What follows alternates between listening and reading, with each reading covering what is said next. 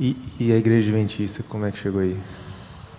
Bom, depois de 30 dias convivendo com esses 3 advogados, eles me deram todo o estudo da Igreja Adventista, me ensinaram a me tornar vegetariano, enfim, falaram da importância da água, tudo. Os 8 remédios que nós pregamos, graças a Deus. E fazíamos 3 cultos todos os dias, e nesses cultos eles me aproveitavam para me dar o estudo bíblico. Então eles me ensinaram, na época era 27 doutrina, né, da Igreja Adventista, li alguns livros da Ellen White, e depois falaram, no último culto, eles fizeram um culto de conselho ao jovem. Mostraram alguma passagem de provérbio, mostraram algumas passagens de Eclesiastes, enfim, falando do jovem, sobre a juventude, né?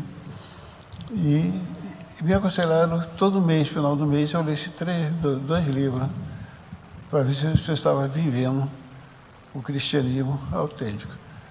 E hoje eu tenho esse costume de ler o Provérbio 3 e Jó 29, né? Porque ali está o verdadeiro sentido do cristianismo. Aí eles falaram assim, volta para o Rio de Janeiro, procura uma igreja que guarda os mandamentos de Deus, que tem a fé em Jesus Cristo, porque esta igreja verdadeira é a menina dos olhos de Deus. Eu perguntei, qual o nome dessa igreja? Ele falou, não vamos falar, você vai ter que procurar.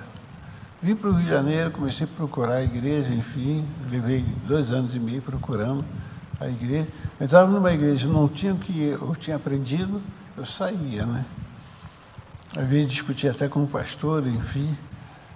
E um dia eu estava numa praça, em Botafogo, uma praça que dá em frente à subida do Morro São Carlos, e eu falei para Deus o seguinte, poxa Deus, aqueles 3 homens que me deram estudo bíblico, me provaram biblicamente que tu tem uma igreja verdadeira.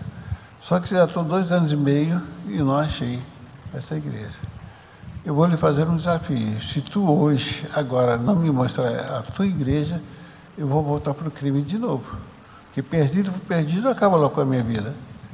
E quando eu olhei para frente, não cheguei nem a dizer a mãe, eu me deparo com 2 desbravadores, com alguns folhetos em mão, até esqueci de trazer, separei para trazer, e dos Arautos do Rio na década de 73.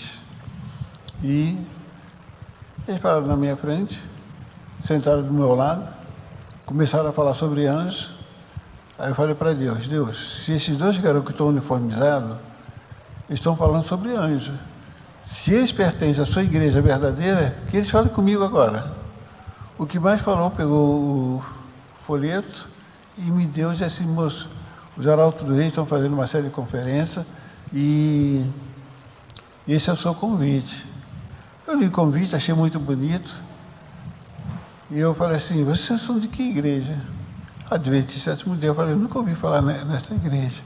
Eu falei, de tantas igrejas, menos a de vocês. Me fala um pouco da doutrina de vocês.